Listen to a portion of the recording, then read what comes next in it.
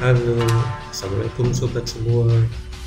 Jumpa lagi di Wardana Community, tempatnya belajar bersama, berbagi ilmu, dan semoga bisa menjadi sedekah ilmu kita bersama.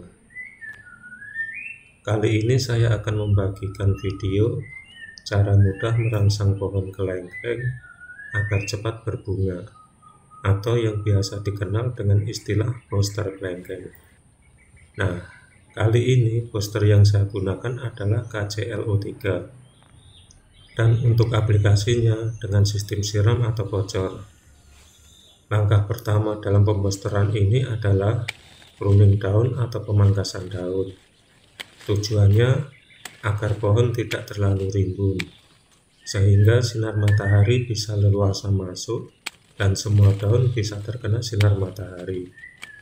Dengan begitu, khasiat dari poster bisa optimal men-stressing pohon kelengkeng untuk berbunga. Karena daun yang tertutup dan tidak terkena sinar matahari hanya akan menghabiskan nutrisi, karena daun tersebut tidak bisa mengolah makanan atau fotosintesa, tetapi terus mendapat bagian jatah makanan atau nutrisi.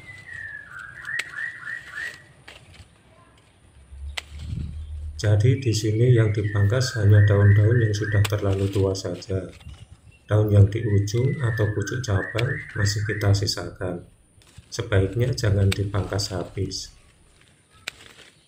Karena bagaimanapun juga saat berbuah, pohon kelengkeng membutuhkan banyak makanan hasil olahan dari daun atau fotosintesa untuk perkembangan bakal buahnya.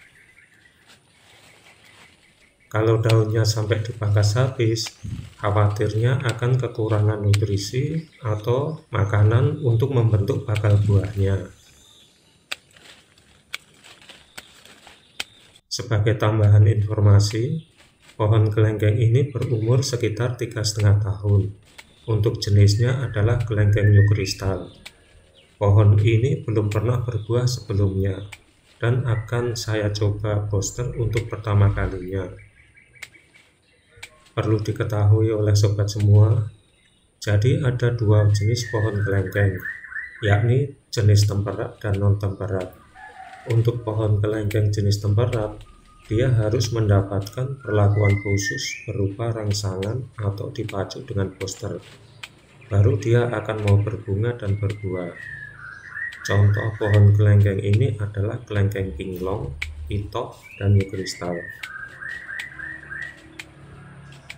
Sementara untuk pohon kelengkeng non-temperat, dia tidak perlu perlakuan khusus, jadi tidak perlu diposter. Dia akan berbunga dan berbuah secara alami, mengikuti musim buahnya.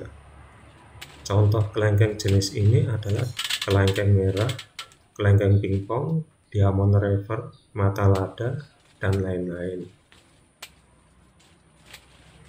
Jadi, karena kelengkeng new crystal yang saya tanam ini termasuk yang temperat, dia harus dirangsang dengan poster agar mau berbunga dan berbuah. Kenapa saya pilih yang temperat? Karena dia bisa dibuahkan kapan saja, sesuka kita. Di bulan apa kita pengen panen, bisa kita atur jadwalnya. Kita bisa sesuaikan panen kita di bulan-bulan di luar musim kelengkeng, sehingga di saat panen bisa mendapat harga yang tinggi. Oh iya, sebelum memposter, pastikan pohon kelengkeng dalam keadaan sehat. Karena kalau kondisi pohon kurang sehat dan dipaksa untuk diposter, dikhawatirkan malah akan mati pohonnya. Dan untuk mengurangi tingkat kegagalan dalam pemposteran ini, sebaiknya pucuk daun sudah dalam keadaan tua, dengan ciri daun sudah berwarna hijau tua atau kalau dipegang sudah agak kaku. Kalau pucuk daun masih banyak yang muda, dikhawatirkan bunganya tumbuh tidak merata atau malah tidak tumbuh bunga sama sekali, alias proses pemposteran ini gagal. Nah, akhirnya selesai pemangkasan daunnya. Wah, cukup banyak juga daun yang dipangkas. Nah, seperti inilah hasil setelah dipangkas. jadi tidak kelihatan rimbun. Sinar matahari bisa leluasa masuk dan tidak terhalang daun lagi.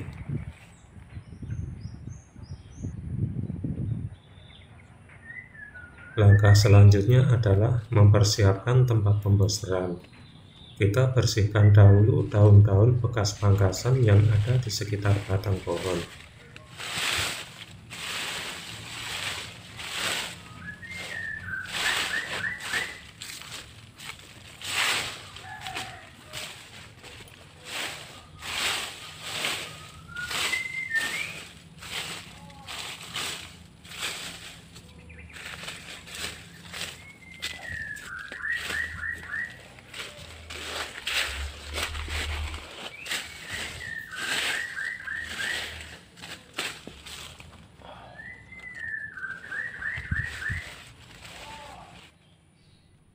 Selanjutnya kita siapkan ramuan boosternya.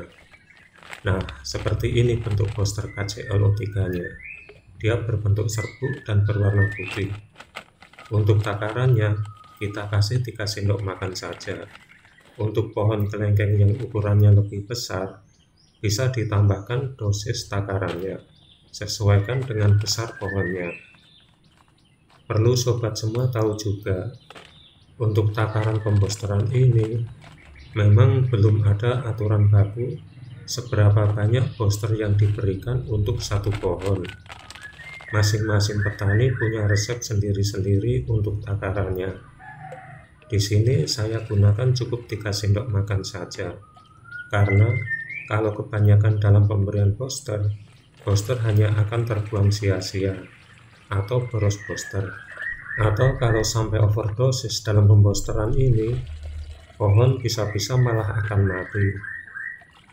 Untuk takaran airnya, karena ini baru musim hujan, kita campur dengan 2 liter air saja. Untuk menakar, bisa kita gunakan gelas ukur, atau dikira-kira saja juga nggak apa-apa. Kalau pas musim kemarau, bisa ditambahin menjadi 3 liter air. Aduk-aduk sampai larut sempurna. Untuk booster yang menggumpal, bisa kita gerus biar cepat larut.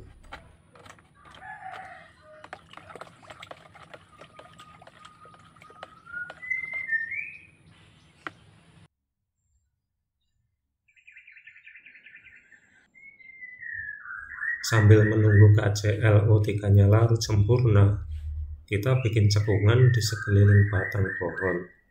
Gunanya agar larutan boosternya tidak lari kemana-mana saat disiramkan, sehingga larutan booster tersebut bisa meresap di perakaran sekeliling pohon saja. Untuk diameter cekungan, sesuaikan dengan area perakaran pohon. Semakin besar pohon, semakin lebar juga area perakarannya. Di sini saya bikin sekitar radius 50 cm atau setengah meter. Tidak perlu dalam menggalinya, takutnya malah akan merusak akar pohonnya.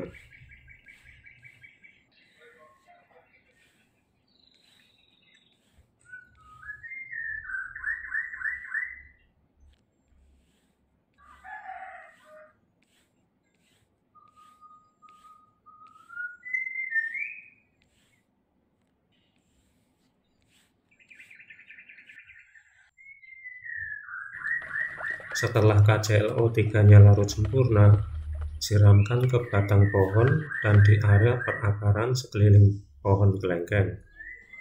Usahakan batang pohonnya juga ikut disiram. Nah, seperti ini. Sangat mudah kan? Cukup simpel dan praktis. Jadi, dalam pembosteran sistem siram atau bocor ini, tidak perlu perlakuan yang macam-macam. Seperti misalkan dikerok dahulu kulit batangnya, atau bahkan ada juga yang ekstrim, sampai dikelupas kulitnya. Katanya sih agar boosternya bisa cepat diserap oleh pohon. Kalau menurut saya itu nggak perlu. Cukup begini saja, langsung disiramkan saja. Dah selesai. Mudah, simple, dan nggak ribet.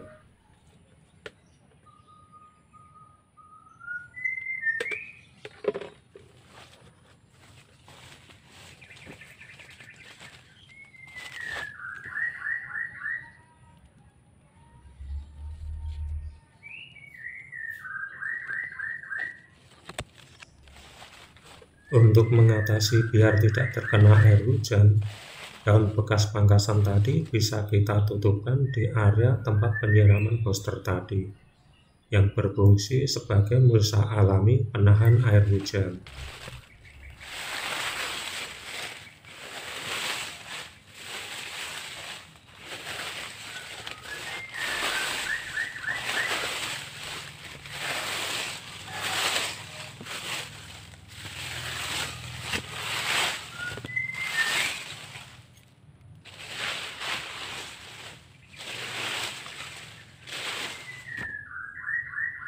Ini kita kasih tanda dulu biar nggak lupa.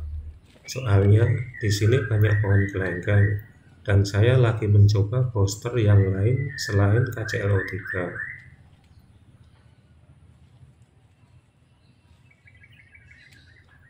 Setelah pemboosteran ini, sebaiknya jangan disiram atau kena air hujan dulu, setidaknya minimal 1 hari. Namun kalau bisa 3 hari lebih bagus, agar khasiat booster bisa maksimal terserap akar pohon kelengkeng. Setelah proses pemboosteran ini selesai, kita tinggal menunggu sekitar 1 bulan lamanya untuk mulai tumbuh bunga.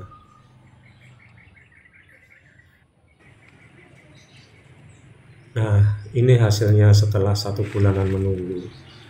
Sudah mulai tumbuh bunga, namun masih kuncup dan belum pada mekar. Terlihat sudah tumbuh merata di setiap pucuk batang.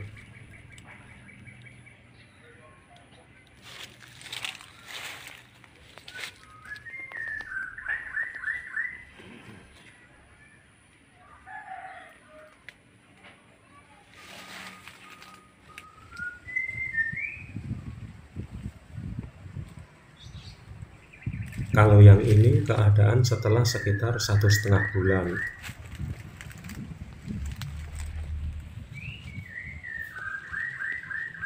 Ini tanda yang sama yang dulu kita pasang.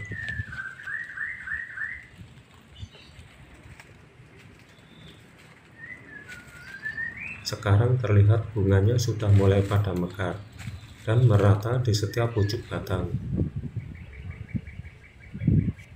Senang rasanya pemboosteran ini bisa berhasil dan sukses.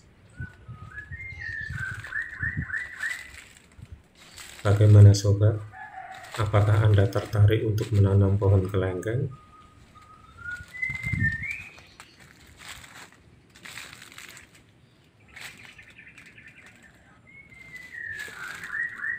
Oke sobat semua, saatnya berpamitan. Jika video ini bermanfaat dan memberi inspirasi, silahkan like, subscribe, dan share video ini. Sampai jumpa di video saya selanjutnya. Terima kasih dan wassalamualaikum warahmatullahi wabarakatuh.